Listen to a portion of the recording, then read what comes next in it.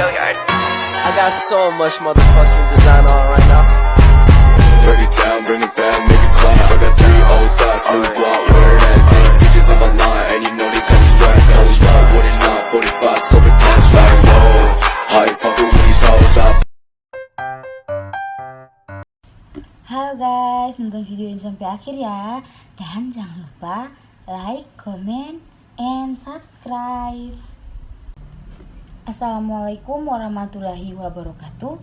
Yang saya hormati Bapak Dr. Suito SE, MSI, AK, CSRS, CSRA selaku dosen pengampu mata kuliah metode penelitian atau Metopen. Sebelumnya perkenalkan, nama saya Nur Salsabila Hamsun dengan NPM 0227221116. Saya dari kelas 4A jurusan akuntansi semester 4. Tujuan saya membuat video ini untuk memenuhi tugas yang diberikan oleh dosen. Nah, pada video kali ini saya akan mereview jurnal dengan metode analisis konten yang berjudul Analisis Konten Demonisasi Tokoh Ataturk di Media Sosial Indonesia menggunakan model semiotika Danesi. Nah, jurnal ini saya ambil dari Google Scholar.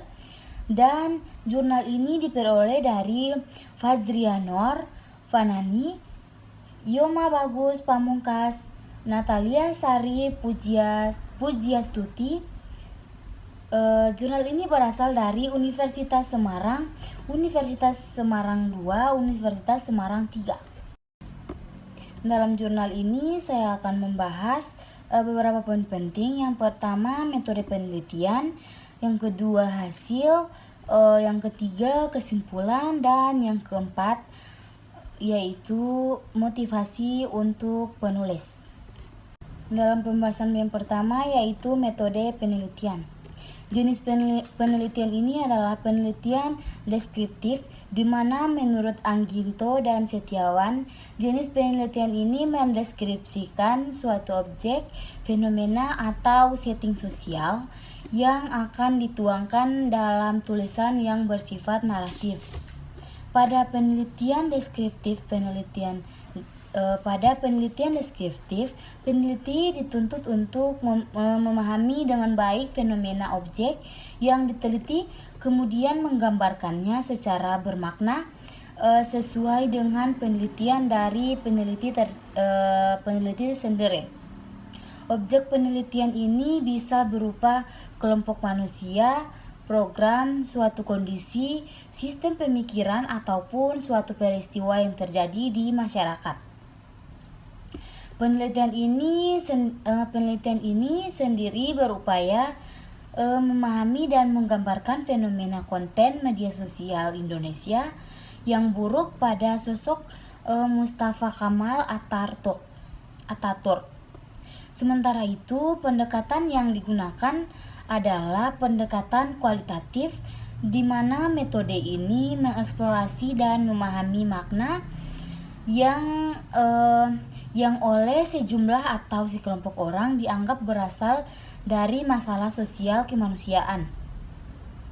Selanjutnya, yaitu Angginto dan Setiawan berpendapat bahwa penelitian kualitatif adalah pengumpulan data pada latar alamiah dengan maksud menafsirkan fenomena yang terjadi, di mana peneliti adalah sebagai kunci.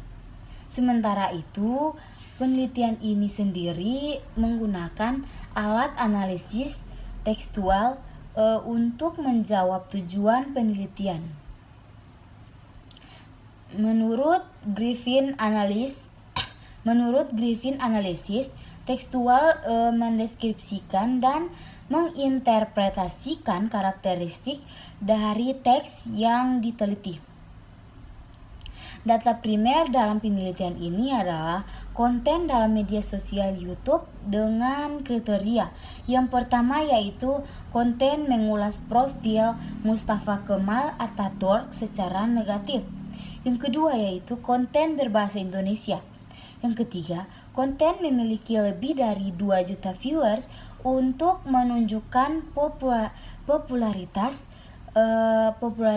konten tersebut. Berdasarkan kriteria tersebut, terdapat 3 konten yang memenuhi untuk diteliti, yaitu konten yang pertama, Andi Madina, yang kedua, Cerdasta Official, ketiga yaitu Oki Setiana Dewi. Teknik analisis data yang dilakukan mengacu pada model semiotika Danesi. Langkah-langkah yang dilakukan antara lain yang pertama yaitu peneliti melakukan analisis results signifiers dengan mengkomparasi karakter di konten media sosial dengan karakter historis atau mitologis.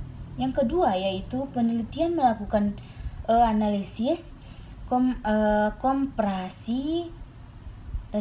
komparasi antara karakter utama dengan karakter yang menjadi oposisi dari karakter utama. Yang ketiga yaitu peneliti melakukan bisnis denotatif dan konotatif. Yang keempat yaitu peneliti menentukan narasi utama dari teks yang diteliti, dan yang terakhir yang kelima yaitu peneliti menentukan mitos yang dikembangkan oleh teks tersebut. Penelitian ini menggunakan model semiotika dari Marcel Danesi. Model semiotika Danesi sebetulnya masih menurun dari model semiotika Bart Hess. Akan tetapi Danesi tidak lagi fokus mengkritik budaya barat yang kapitalistik, sehingga modelnya lebih sesuai digunakan untuk berbagai produk budaya lain non-barat atau non-kapitalisme. Alasan inilah yang menyebabkan peneliti menggunakan model semiotika Danesi, karena objek yang diteliti dalam penelitian ini adalah produk budaya atau konten media sosial non-barat atau non-kapitalistik. Secara prinsip, model semiotika Danesi masih sama dengan model semiotika Bart Hess yang berusaha membongkar atau menemukan ideologi dalam suatu teks. Perbedaannya adalah model Bart Hess umumnya digunakan untuk menunjukkan dan mengkritis keberadaan ideologi barat atau kapitalisme, kolonialisme, konsumerisme, dan lain-lain. Dalam sebuah teks model Danesi sementara itu dapat digunakan untuk membongkar ideologi atau nilai-nilai yang sifatnya lebih umum. Perbedaan lainnya adalah konsep signifying order yang digunakan oleh Danesi untuk menggantikan konsep budaya. Konsep signifying order menunjukkan bahwa dalam suatu teks terdapat ide atau gagasan yang kemudian diperkuat dalam teks tersebut. Signifying order dalam istilah Danesi adalah template terorganisasi yang membuat berbagai tanda yang sudah disusun menjadi lebih mudah untuk digunakan dan diingat. Upaya untuk menemukan signifying order ini menurut Danesi menuntut peneliti untuk memahami latar belakang dari proses pembuatan dan membuat teks itu sendiri. Sementara itu, menurut Danesi, semiotika juga berurusan dengan results signifiers, di mana karakter yang ada di dalam teks sebenarnya hanyalah pengulangan atau penguatan terhadap penokohan yang selama ini telah ada dalam masyarakat pada mitos, legenda, ajaran agama, dan sumber-sumber konon lainnya yang dipercaya oleh masyarakat. Danesi juga ini mencontohkan kewajaran ini sebagai tokoh mitologis yang dibandingkan dengan tokoh kontemporer dalam sebuah teks budaya. Selain itu, Danesi juga berpendapat bahwa nilai-nilai di dalam teks ini juga dapat dipahami melalui perbandingan antara karakter dalam teks dengan karakter yang diposisikan sebagai oposisi dari karakteristik di dalam teks. Pembahasan yang kedua yaitu hasil. Penelitian ini dilakukan melalui beberapa langkah. Pertama, peneliti akan melakukan analisis tekstual terhadap seluruh konten YouTube yang menjadi objek dalam penelitian. Analisis tekstual ini sendiri meliputi analisis Retielet signifiers, analisis komparasi karakter utama dan oposisi, analisis denotatif dan konotatif, analisis narasi utama teks dan mitos. Berikutnya, penelitian juga akan melakukan wawancara terhadap pakar politik untuk memperkuat data hasil penelitian yang ada. Yang pertama yaitu Retielet signifiers. Pada konten ini menganalogikan Ataturk sebagai Firaun di era modern. Retielet signifiers ini dapat dilihat sebagai berikut. Yang pertama, cerita sensasional mengenai penderitaan Ataturk di dalam akhir hayatnya hingga jenazah Ataturk yang meloncat tidak diterima di bumi dapat dianalogikan sama dengan kisah Firaun yang tenggelam di Laut Merah. Keduanya sama-sama mengalami azab yang tidak menyenangkan. Kedua yaitu berbagai kebijakannya yang digambarkan otoriter dan menentang ajaran agama Islam memiliki kemiripan dengan kebijakan-kebijakan Firaun yang juga kejam dan menantang ajaran Nabi Musa. Yang ketiga yaitu Ataturk juga digambarkan memiliki kesombongan sama dengan Firaun. Ataturk diceritakan pernah merasa lebih berkuasa ketimbang Tuhan, sama seperti Firaun yang diceritakan mengaku sebagai Tuhan. Konten dari Oki Setiana Dewi berjudul Kaget, Jawaban Pemuda Turki Erdogan atau Ataturk, hingga pelajar Indonesia Istanbul, Turki, berisi mengenai cerita perjalanan influencer dan Ustazah Oki Setiana Dewi di Turki. Pada saat Istanbul tersebut, ia bertemu dengan sejumlah pemuda Turki yang sedang melakukan tugas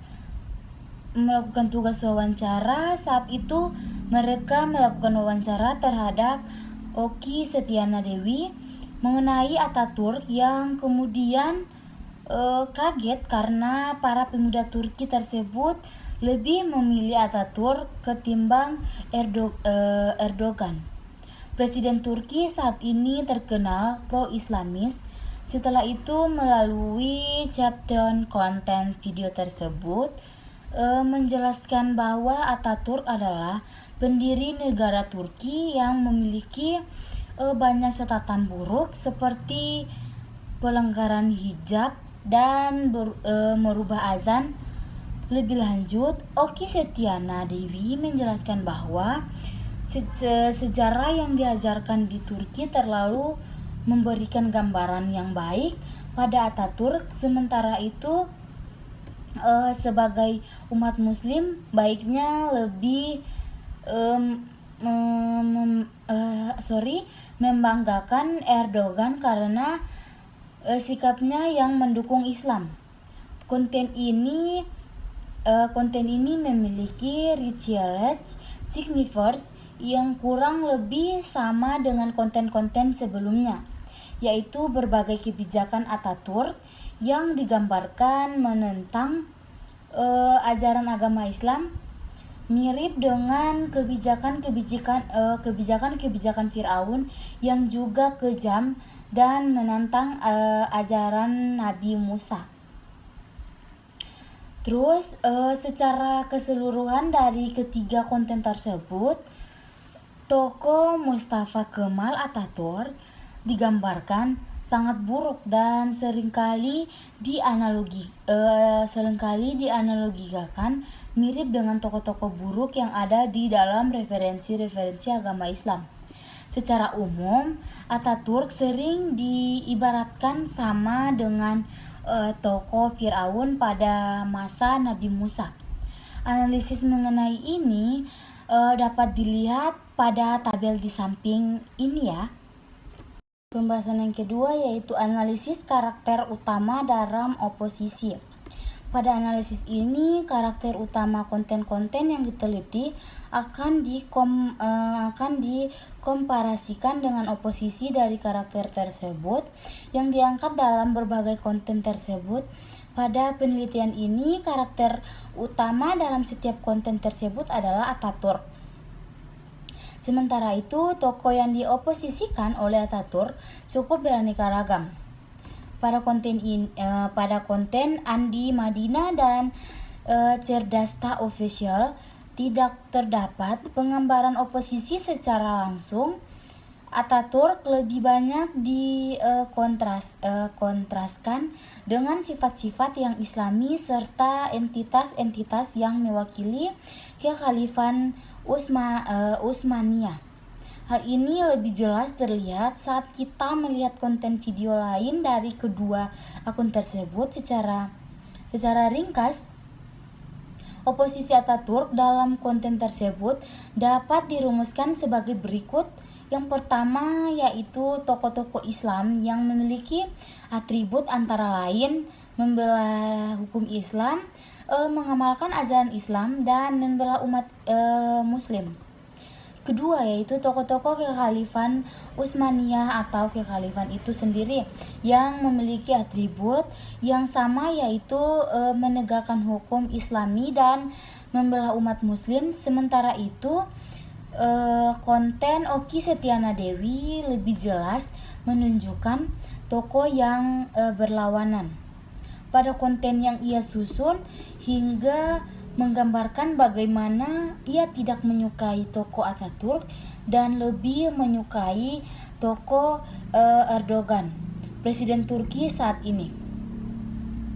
Secara umum, Erdogan memang banyak menjadi tokoh panutan kelompok Islami saat ini yang memandangnya sebagai tokoh yang pro-Islam dan berusaha mengembalikan Republik Turki yang sekuler menjadi negara Islam.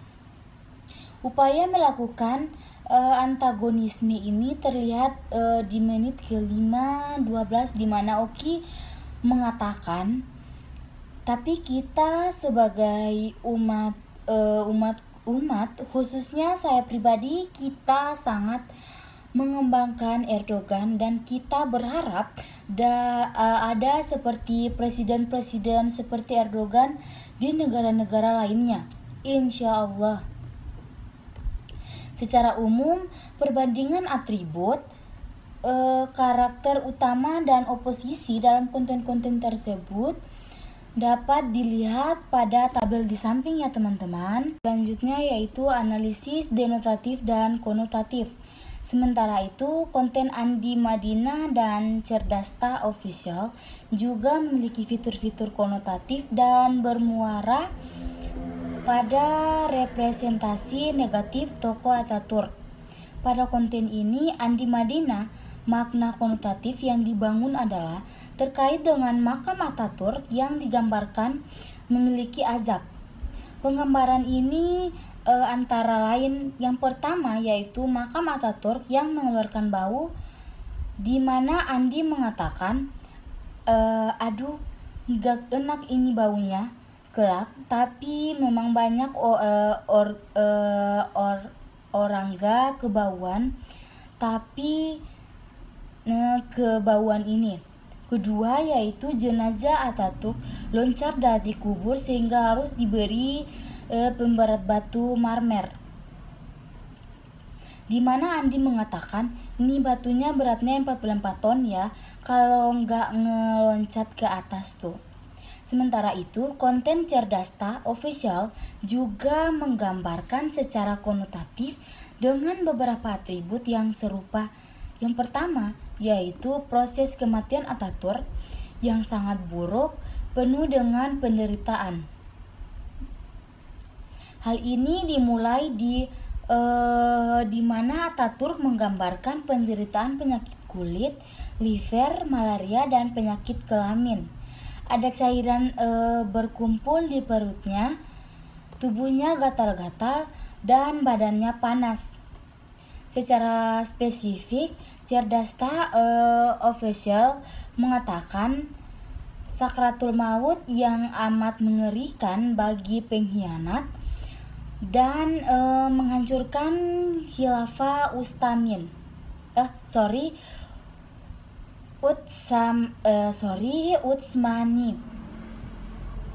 Kedua yaitu jenazah Ataturk loncat dari kubur, di mana Cerdasta menuliskan, tapi naas ketika jenazahnya akan dimasukkan ke bumi, jenazahnya terlempar ke atas. Secara keseluruhan, makna konotatif yang muncul dari ketiga konten tersebut dapat dilihat dapat dilihat pada tabel di samping ya teman-teman. Selanjutnya yaitu analisis wacana utama.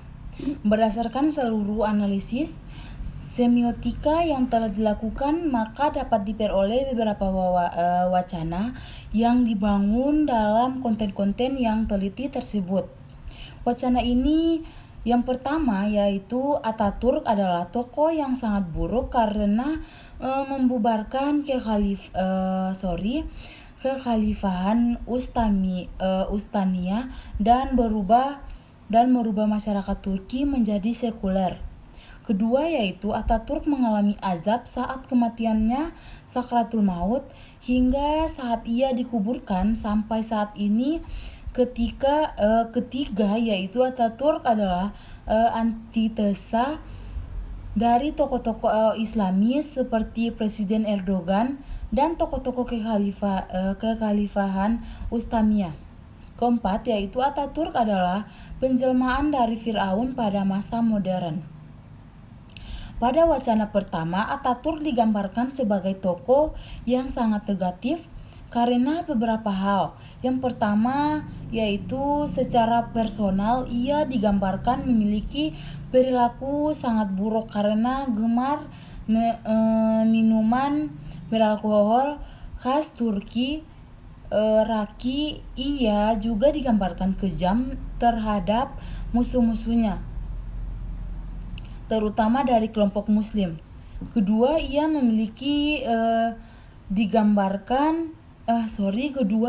kemudian digambarkan sangat bermasalah karena telah membubarkan kekhalifahan Ustaniyah dan juga merubah masyarakat Turki menjadi sekuler.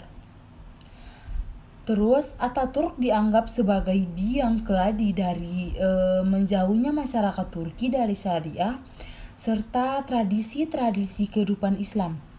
Terakhir yaitu Ataturk dianggap sebagai pengkhianat umat Islam. Ataturk dianggap sebagai pengkhianat umat Islam sekali lagi karena membubarkan kekhalifahan Ustaniyah yang dianggap menggayomi seluruh umat Islam pada masa tersebut. Pada wacana kedua, Ataturk digambarkan mengalami banyak azab karena berbagai pelanggarannya selama ini. Yang pertama, Ataturk digambarkan mengalami sakratul maut yang sangat sulit dengan berbagai penyakit yang menyertainya sebagai penyakit kelamin, liver, dan lain-lain. Kedua yaitu profesi kematian Ataturk juga digambarkan buruk, mulai dari tidak ada yang mau mengurus jenazahnya hingga saat jenazahnya melompat karena ditolak oleh bumi. Ketiga yaitu makam Ataturk hingga saat ini digambarkan masih mengalami azab seperti mengeluarkan bau busuk dan bersuara mengerikan. Pada wacana ketiga, Ataturk digambarkan sebagai antitesa dari tokoh-tokoh Islam seperti Presiden Erdogan yang digambarkan memiliki sifat sangat berkebalikan dengan Ataturk yang sering dianggap membela Islam. Sementara itu, pada wacana keempat, Ataturk digambarkan memiliki kemiripan dengan tokoh Firaun yang dengan tokoh Firaun yang digambarkan sangat buruk dan menentang Tuhan. Terakhir yaitu analisis mitos dan ideologi. Muara akhir analisis ini berdasarkan pada model semiotika Danesi adalah identifikasi dari keberadaan mitos dalam teks. Secara umum, mitos dapat diartikan sebagai suatu gagasan nilai tertentu yang dianut oleh produsen teks dan secara sadar atau tidak termanifestasikan dalam teks sehingga memiliki potensi untuk dipropagasikan kepada audiens. Mitos ini sendiri tidak dapat dipisahkan dari nilai atau ideologi yang dianut oleh orang-orang yang memproduksi teks. Oleh karena itu, mitos yang dikembangkan dalam sebuah teks secara tidak langsung juga menunjukkan nilai apa yang dianut oleh produsen teks tersebut. Pada penelitian ini telah ditemukan 4 gagasan atau wacana utama dalam 3 konten yang diteliti. Semuanya memiliki kesamaan atau gagasan yang kurang lebih sama mengenai Ataturk yang digambarkan memiliki atribut sangat negatif. Dan secara umum, Ataturk digambarkan mengalami banyak azab yang seringkali digambarkan berlebihan bahkan tidak masuk akal, seperti narasi mayat yang melompat dari dalam tanah hingga makamnya yang saat ini masih berbau busuk. Akan tetapi, mitos utama dalam teks-teks ini bukanlah berbagai narasi azab tersebut, namun latar belakang di balik azab itu tadi, bahwa secara umum sebagai penggambaran azab yang dialami oleh Ataturk dan perbandingannya dengan Firaun terjadi karena tokoh ini dianggap paling bertanggung jawab terhadap pembubaran kekhalifahan Utsmaniyah. Entitas negara ini oleh kelompok pendukungnya sering dianggap sebagai pelindung dan pemimpin umat Islam, di mana setelah ketiadaannya umat Islam dianggap kehilangan pelindung dan banyak mengalami ketidakadilan. Bubarnya kekhalifahan dianggap sebagai awal dari kemunduran umat Islam di seluruh dunia yang kemudian terpengaruh oleh ideologi nasionalisme dan sekulerisme yang memecah belah umat Islam.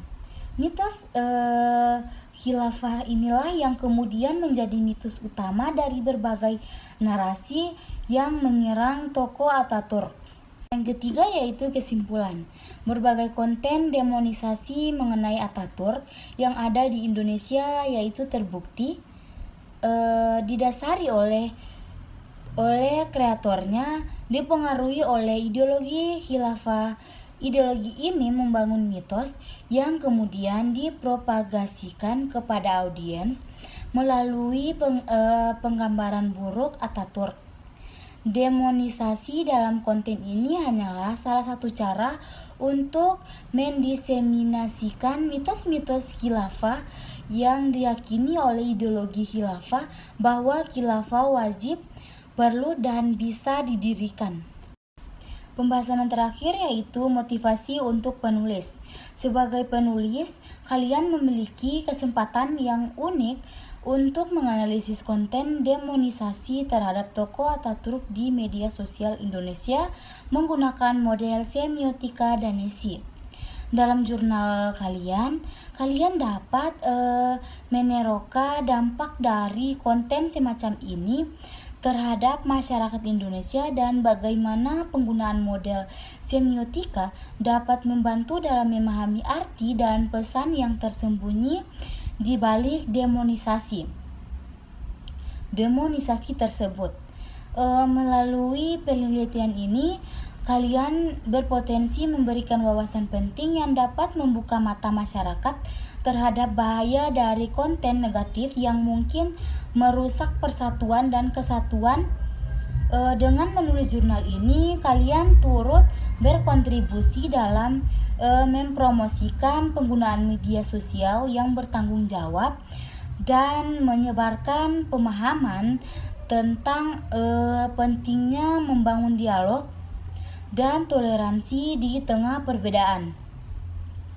Teruslah berkreasi dan marilah kita bersama-sama mencari solusi untuk menjaga keharmonisan di dunia maya. Itulah tadi pemaparan materi saya mengenai jurnal dengan metode analisis konten yang berjudul Analisis Konten Demonisasi Tokoh Ataturk di Media Sosial Indonesia menggunakan model semiotika Danesi. Itulah teman-teman hasil presentasi saya. Kurang dan lebihnya saya mohon maaf karena saya hanyalah manusia biasa. Yang benar datang dari Allah Subhanahu wa taala, yang salah datang dari saya sendiri. Taufik wal hidayah. Wassalamualaikum warahmatullahi wabarakatuh. Semoga bermanfaat ya guys.